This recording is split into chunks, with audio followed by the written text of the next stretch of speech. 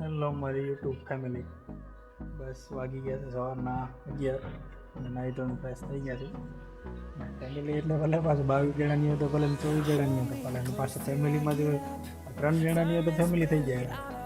Husband wife ને છોકરું 3 જણાની ફેમિલી થઈ જાય બરાબર. એટલે આપણે 24 જણાની તો ફેમિલી જ છે. 24 સબસ્ક્રાઈબર છે તો 24ની ફેમિલી જ કહેવાય.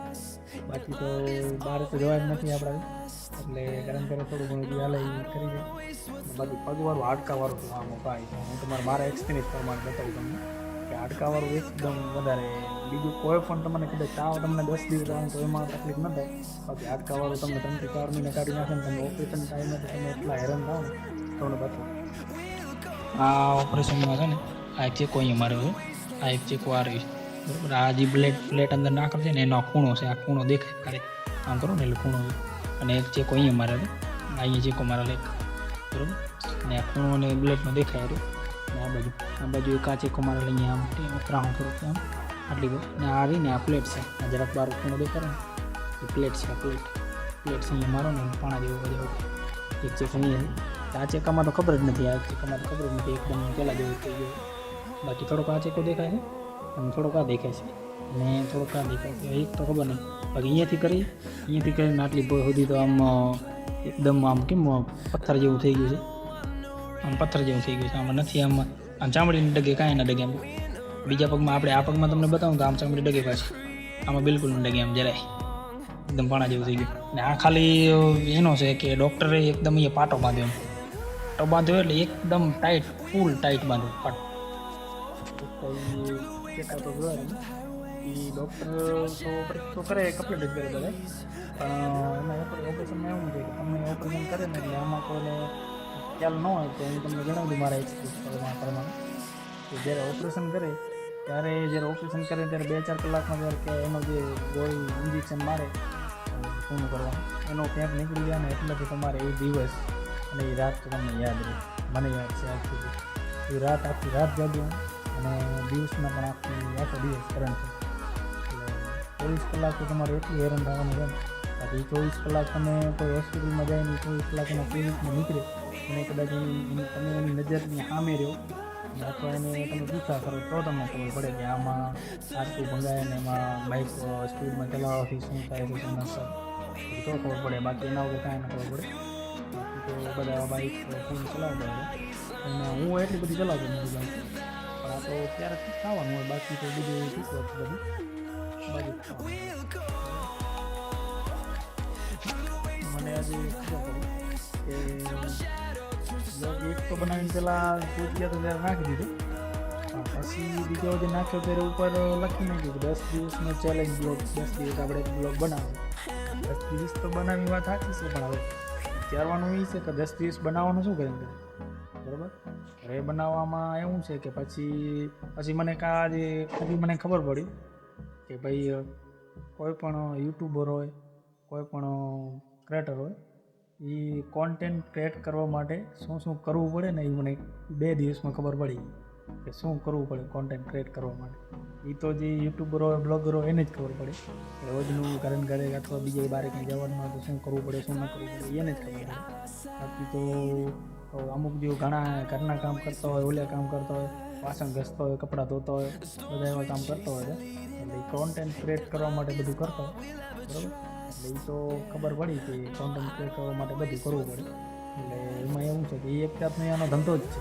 બાકી બીજાને ભલે ગમે એ લાગે પણ અત્યારે ભલે કમસે કમ કાંઈ ઇન્કમ એમાં ન થતી.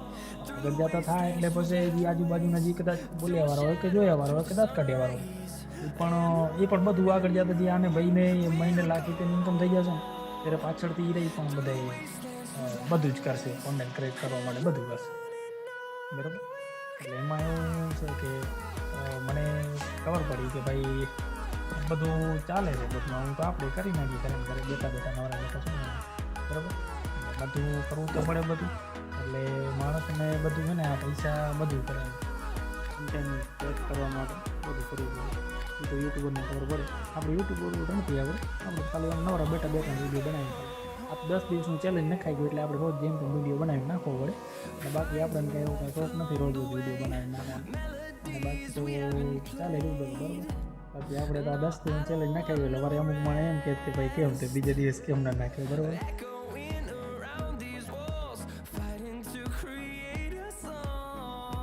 તકલીફ છે બાકી તો એકદમ આવો શરીર એકદમ થઈ ગયું. આવું ના લેજે એ ક્યાં કહેવાનું શરીર પૂરું થઈ ગયું.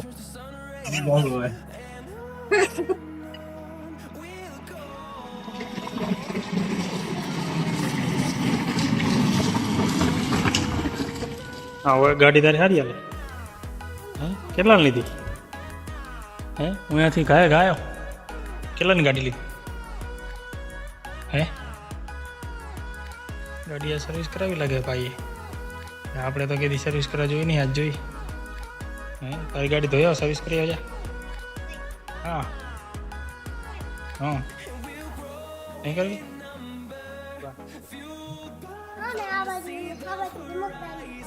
ક્યાં? બજારમાં? કઈ જગ્યાએ? સલન નાખી તો કયું મોડલ કયું હે? 2020નું હે કે કયું હોય?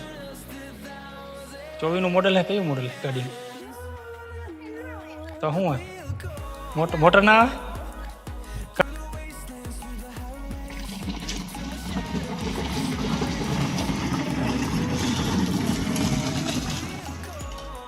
કેટલા પૂછા કરીએ? હે પૂછા કરીએ? કેટલા લીધી? 500 રૂપિયા લીધી. કેને પૂછા કરીએ એમ? હા એની સાયકલ દેજીમાં તો મોટું ધોઈને આવ્યો નહીં લાગતો. કોલેજ કરે રહો પેલું વરા, બીજું વરા ડાયરેક્ટ પૂરું થાય ડાયરેક્ટ લગ્ન. મોટી મકાન કમ્પ્લીટ કરી નાખ્યું. પીઓપી બીઓપી હા તો બધું ટાયલેસ બાયલેસ.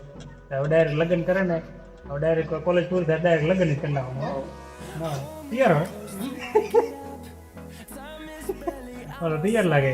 એ ગાડી ધોઈ લાગે ઘણા 2-4 મહિના પછી ધોઈ લાગે ગાડી. કેમ છે કમ્પ્લેટ ને પાછી ખરાબ બરાબર નથી કે એન્જિન ઓઇલ બિલ ચેન્જ કરાવી દો? ઓઇલ બિલ કાંઈ ચેન્જ નહીં કરાવી. કાંઈ નહીં કરાવ્યું તે પછી કાંઈ નહીં કરાવ્યું? એ બપાએ કરાવી હશે. ધ્યાન રાખજો તમે. ઓલી ગાડીને મારે તો રોજ ધોવાય ને આ ગાડી આજ ધોઈએ ને એ કીધું ત્યારે. ઓલી રોજ ધોવાય, રોજ પોતા મારે રોજ. આમ કોણ જાણે એની લાડી હોય ને જાણે આમ હે ગાડીથી વધારે હા છે. અને આજે આને કીધું મેં ત્યારે સર્વિસ કરાવી. બાકી તો કેદી આજે આવ્યા હતા પ્લોટે આંટો મારવા. એ તો 4 મહિના પછી બહાર નીકળે તો આંટો મારી આવી. બસ આવ્યા તો પ્લોટ આજે આ પ્લોટ છે એટલે બરાબર. બકર પડી બધી છે ઊંચાણમાં બરાબર છે. પહાડી ઇલાકો